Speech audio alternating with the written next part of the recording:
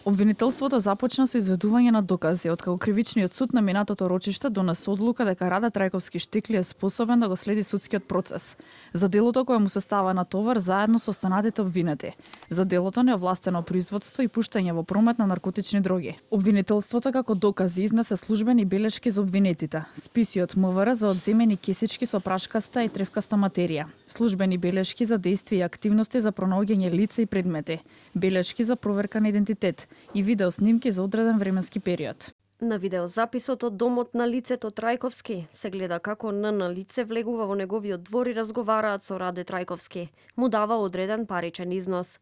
Трајковски ги става во џебот од дуксерот, а лицето ја зема кесичката со бела прашкаста материја и се движи кон надворешната врата. Одбраната на прво обвинетиот со забелешки за доказите, видеозаписите на обвинителството.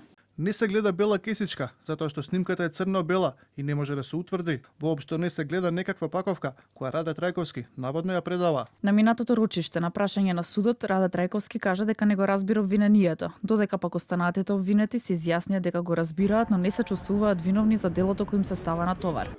Според обвинителството, групата била добро организирана, со јасно дефинирани улоги од набавка до продажба на кокаин и марихуана, а дрогата се чувала во изнајмени станови и се продавала по цени од 4500 до 6000 денари за грам кокаин и 200 до 300 денари за грам марихуана.